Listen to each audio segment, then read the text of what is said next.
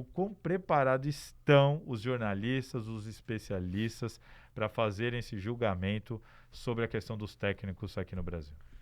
Eu acho assim, é um efeito cascata. O torcedor vê na TV o que a gente está falando sobre o time dele. Se a gente está falando coisa negativa... Não só na TV, né? Na TV, hoje em dia exato, acabou o monopólio da informação. Exato. Em qualquer veículo de comunicação, em qualquer plataforma, ele vê que o time dele não está sendo bem falado, ele automaticamente vai ter aquilo para ele e vai passar como para o treinador, para os jogadores, vai no aeroporto fazer pressão, protestar e tudo mais. E aí o técnico se vê na obrigação de dar uma resposta para esse torcedor que está sendo alimentado por nós. E se a gente está pressionando o time, o torcedor também vai pressionar. E aí o técnico, ao invés de prezar pelo futebol bonito, manter a identidade de jogo que ele tem, ele vai recuar para garantir o resultado. Foi o que aconteceu contra o Fortaleza.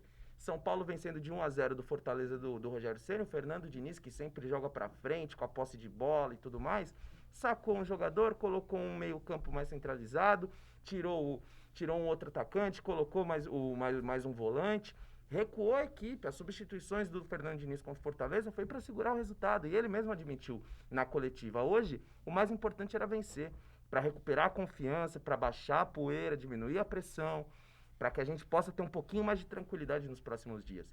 E isso não é especificidade do Fernando Diniz, do São Paulo, não. É um panorama que existe no futebol brasileiro como um todo.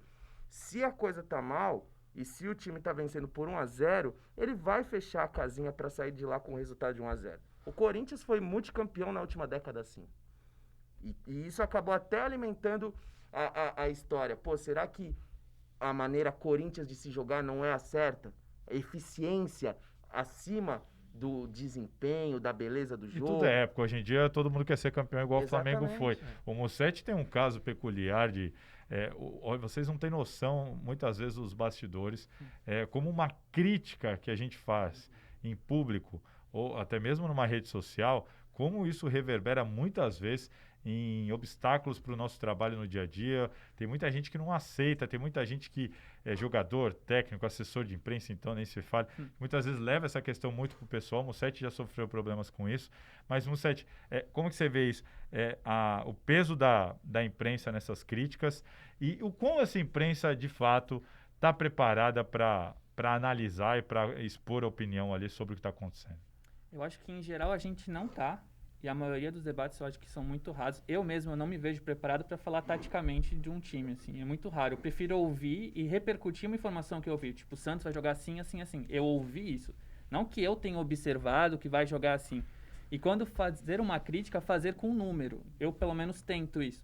Felipe Jonathan teve uma atuação ruim no último jogo. Por quê? Ele não foi nenhuma vez à linha de fundo, foi driblado 3 vezes, a bola estava nas costas dele, beleza. No geral, eu tento evitar essas críticas, até por esses casos de histórico que você comentou, mas elas precisam ser feitas. E quando precisam ser feitas, que sejam com embasamento, para confrontarem a gente ter como justificar. Não porque a gente não gosta do jogador por motivo X ou Y, porque a gente acha que deveria ser diferente. Eu acho que a maioria dos debates são assim.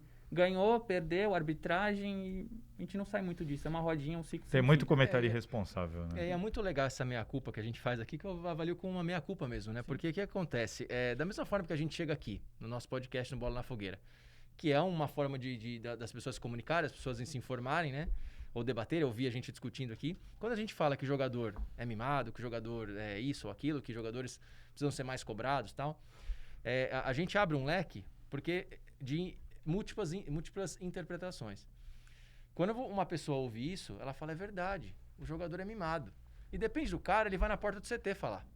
Entendeu? Exato. Esse é o problema. Então, hoje, eu acho que isso tem muito a ver com o nível do futebol que a gente joga. Hoje, é muito mais fácil você bater do que você falar bem, porque só tem times pra você bater. Exato. Então, muito assim, difícil falar bem. E quando aparece um time pra gente falar bem, também vira uma guerra interna ali, né? Os próprios técnicos criticando. O Jesus, vocês acham que o Jesus...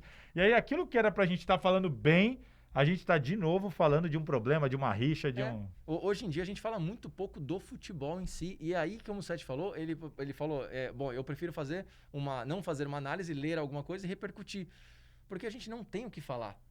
Na verdade, como é que você vai falar da análise tática do Corinthians? Que agora, tipo... Né, como você vai falar disso e não criticar? Nem o Thiago Nunes consegue fazer uma análise, porque não é o estilo dele. Exato, Se você poucos perguntar contextualizam, né? O Thiago Nunes chegou um Corinthians com um elenco mediano. O Fernando Diniz vem apresentando um bom futebol, depois de 4 meses afastado dos gramados, o São Paulo volta totalmente descarrilhado. E, às vezes, falta essa contextualização. Por que o Thiago Nunes não vem apresentando um bom futebol? É por isso a minha crítica em cima do Luxemburgo, que você não vê o trabalho dele lá, mas aí hoje em dia é um absurdo. Aí você fala um negócio desse, o cara assim, mas foi campeão. A gente teve o Gagliotti agora no Mesa Redonda, e ele, mas a gente não pode esquecer que ele acabou de ser campeão. Pô, meu amigo, com todo o respeito, o torcedor que vai lá, comemora e tal, agora a gente analisar um trabalho. Ainda se fosse um título, vou dar um exemplo de novo, como o Flamengo ganhou o Brasileiro, você vai, não, realmente, ele foi campeão e não foi qualquer título. Ele venceu, ele se impôs, ele mostrou o trabalho dele, terminou campeão. Não é o caso. O Palmeiras foi campeão de um campeonato fraco, com um futebol fraco, ganhando o trabalho do Luxemburgo, basicamente se resumiu no final a rezar para todos os santos. O Cássio lá quase pegou 2 pênaltis aí, ia tudo por água abaixo. Então, ele é bom porque ele foi campeão, mas se o Cássio pega 2 pênaltis aí, ele é ruim. Então, e não venceu nenhum clássico. Então, não venceu o clássico, não venceu o time da Série A, marcou 1 gol em clássico. Então, assim, dizer que quando vem com esse argumento, mas foi campeão, eu não consigo nem, eu falo, bom, não dá nem para conversar.